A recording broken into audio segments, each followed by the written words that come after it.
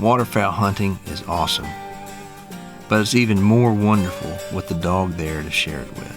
For me, it's not complete without the retriever. And that's one reason why we do what we do. There's just something about the dog being there that matters.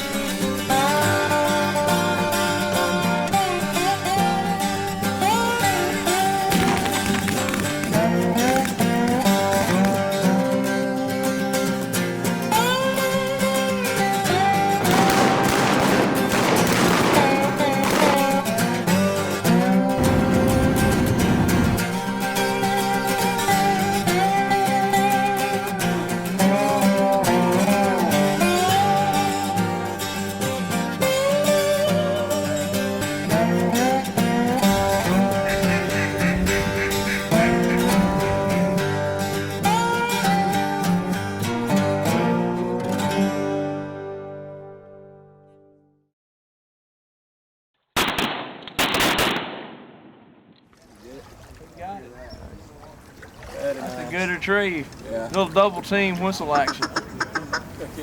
Call them. They're coming. We're going to be on.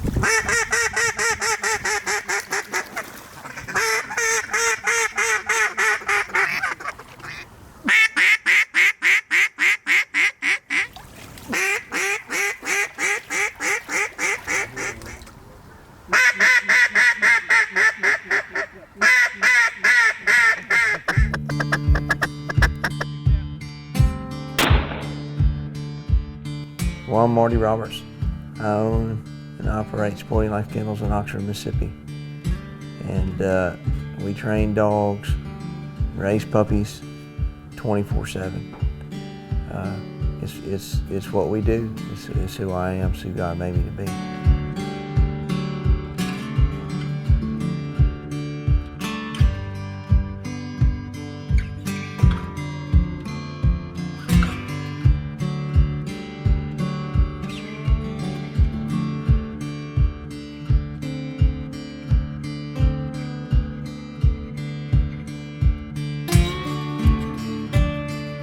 I believe, the sporting lifestyle, or life, as we call it, is one where we're intimate with the outdoors, with our dogs, who are constant companions in the outdoors.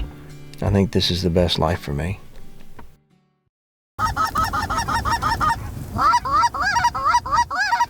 Get up!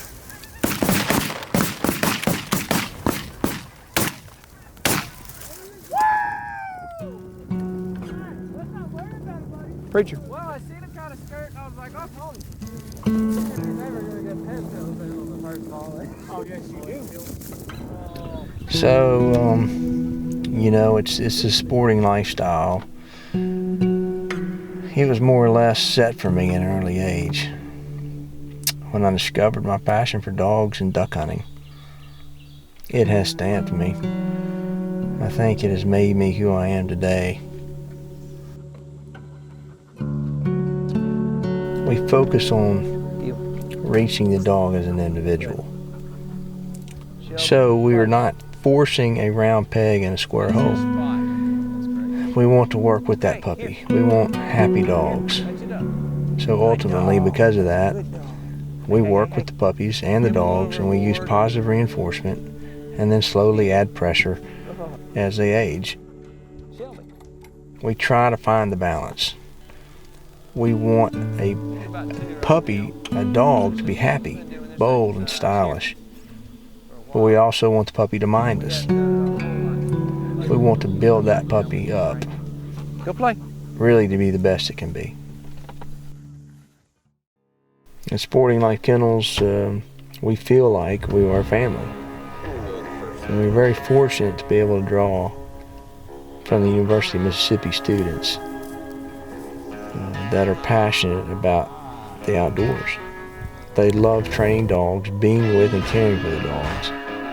And really, we couldn't do it without them.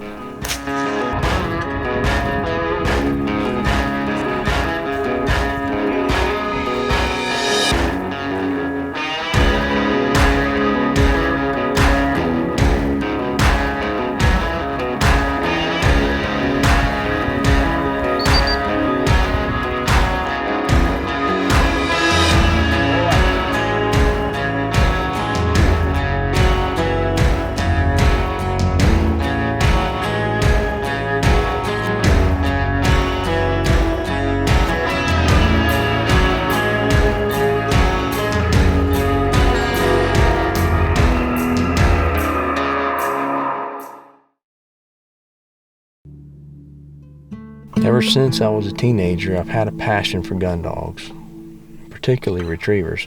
And I had a dream I would one day own my own kennel. And by God's grace, that dream has come true.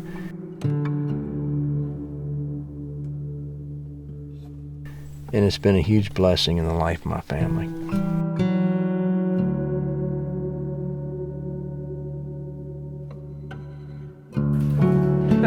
So, you know, life's full of surprises. In 2014, in the summer, my wife was diagnosed with breast cancer. She's an intimate part of what we do at Sporting Life Kennels. I couldn't do it without her. She's been a great life partner for me, and that was a big setback for us. She was on chemo, and she would come home. When she's sick, she wants to pretty much be left alone. But the dogs, I'd walk in and she would be laying in bed and she would have her pack and they'd all be all around her. They'd be on top of her and she would just, that's how she healed, you know, that's what she needed. She loves those dogs and they love her.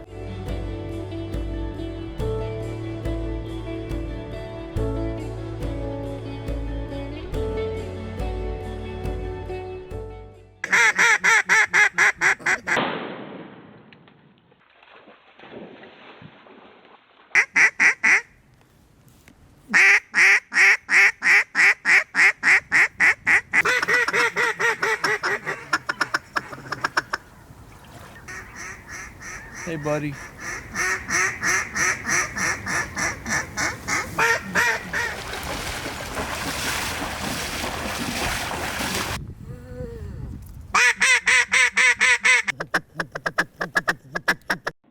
Pretty early on in the life of our kennel, I was able to purchase a field trial winner from Ireland named Harvey.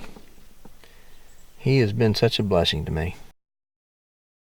He was the first stud dog that we imported, and up until then, we were using stud dogs that were already over here. Then I was able to see through Harvey what a truly great British Labrador is. He has been solid since the day I got him.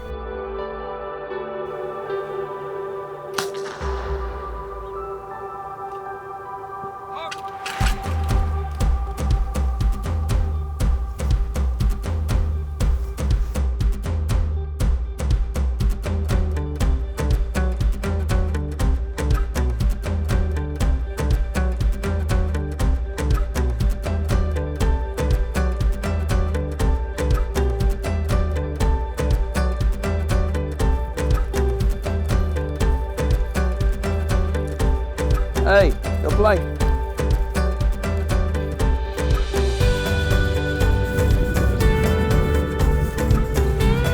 Harvey.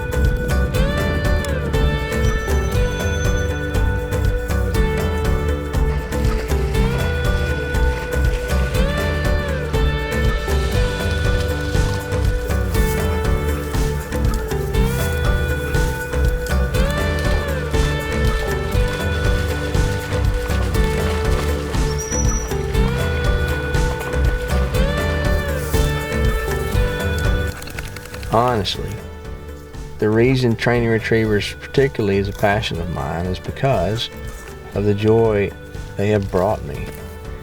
And now we can pass that on to others.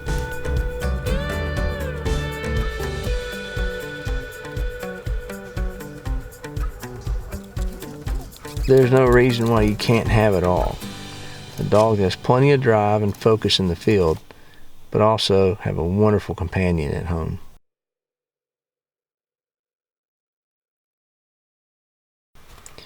This season should be very special. It's going to be possibly one of Harvey's last seasons.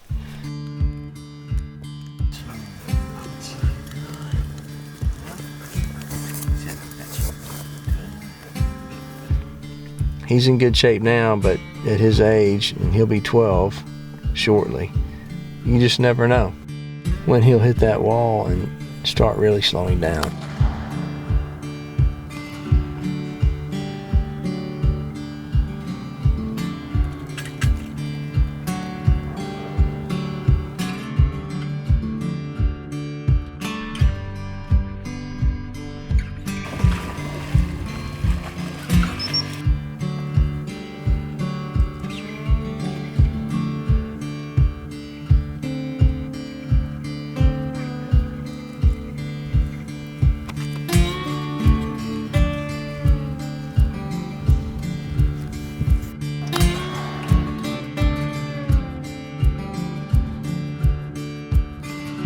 Harvey.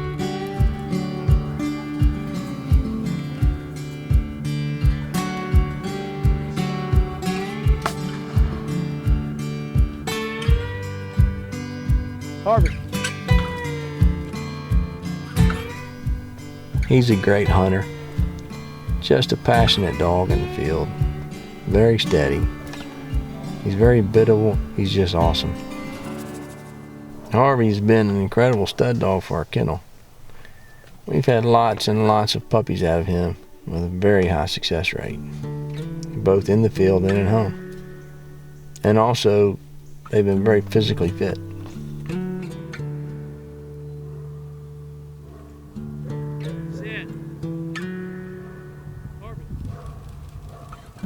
Because of that, we have bred him a lot, and it has worked very well.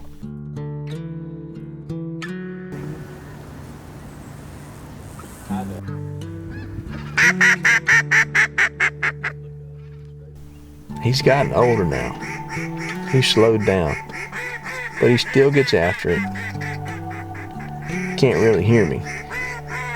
He can hear the whistle, but it's just not the same as my voice. He can't really hear my voice well. We sort of communicate with our eyes, and we communicate with little hand signals around the house. We have our own little understanding. That's a good boy. So, getting to the end of Harvey's working life, you know, it's bittersweet. It's mostly bitter, but you know, it's just something that has to happen.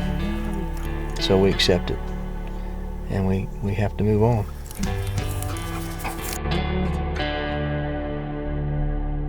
We are passing the torch now. It's pretty much to my dog Preacher.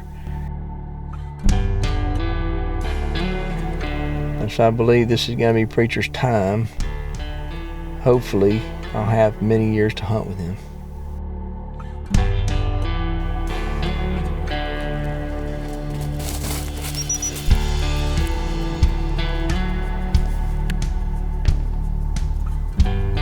Preacher.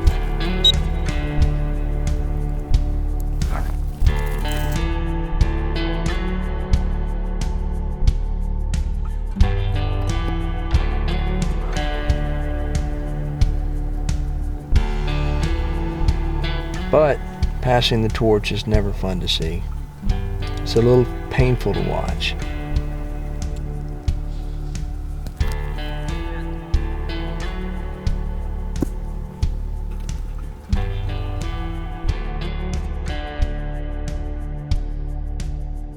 We just don't have these dogs long enough.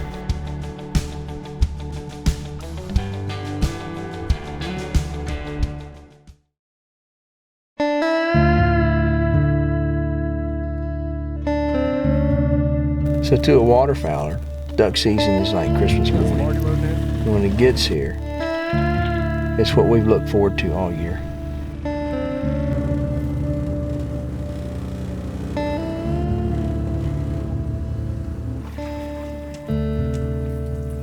I'm really looking forward to this upcoming season, this being one of Harvey's last seasons, if not the last season. But I'm looking forward to it, so we'll see how it goes. I'm excited.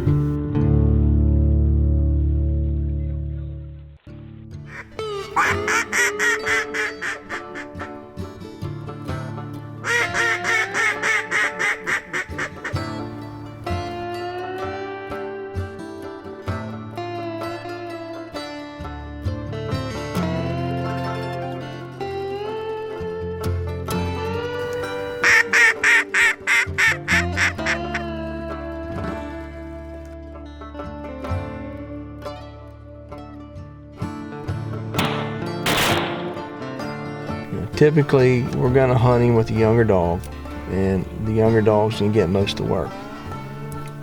But when he's there, he's definitely going to get his portion, and I'm looking forward to watching him work.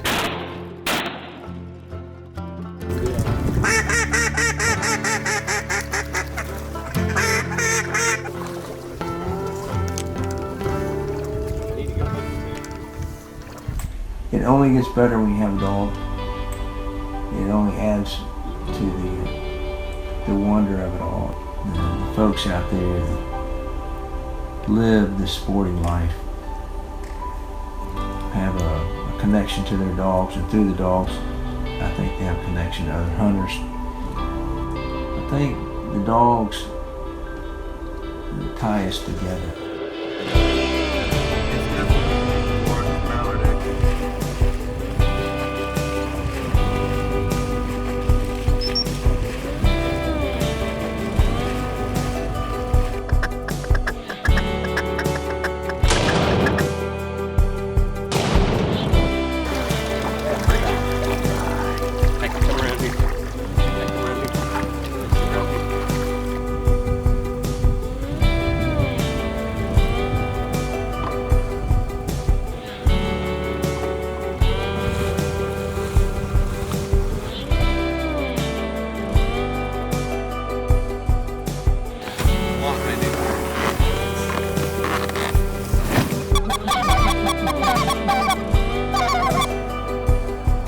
Yeah! That's awesome.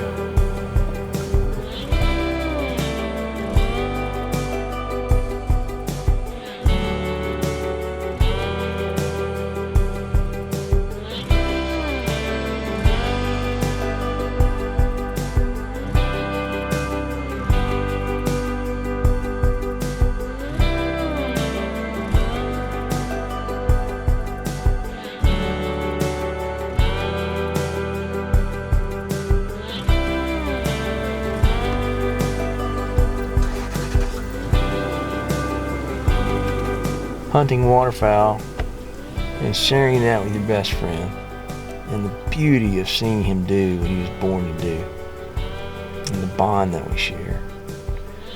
That's really what the sporting life is all about. Okay, let's talk about whistles. People ask me all the time, you know, why do you use this whistle or that whistle, or why not use a particular whistle? So let's just kind of go over some whistles you might use and then kind of go from there. I'm going to start off with an Acme whistle. I love these little whistles. They're not real loud. I like to use a hunt dead whistle. I can tell a dog to get in and get in some brush and hunt them up out of there. So I'm always going to carry one of these around. And then also when I'm working in the yard, doing yard work, there's no reason to get loud with them. So when we say yard work, we mean, you know, pretty close in, basically your backyard, or, you know, anywhere that you don't need to be making a lot of racket. And there's no reason to, I call it shouting at a dog. There's no reason to get real loud if they're in close. So typically I'll carry something for long distance in windy days, and I'll carry something for short yard work or maybe hunting in the woods. This is a mega whistle by Sport Dog. Great whistle. This may be the best all-around whistle there is. For a hunter, this is, you know, it'll give you all the range you want. This is a hunt tester. This is a great whistle, particularly if you need to get out there. So here I'm going to use the hunt tester whistle. We're sending him about 200 yards. And we send him, he gets out there. When I stop him, I'm going to use one long whistle, relatively long whistle, sharp. Give him the cast. He picks up the bumper of the bird. We're going to do 3 toots on the whistle. Beep, beep, beep. Bring him back in. It's important, if you choose to use 2 types of whistles, that you practice with both types of whistles on a regular basis so the dog understands. So we got a mega whistle, we got the hunt tester, we got a couple Acmes. There are other whistles out there. Most of any whistle will work fine that's on the market for gun dogs, for dog training. Just find what you like. But anything that's got a bugle on it's going to be long distance for sure. And then these are nice for short range and hunt dead whistles and yard work.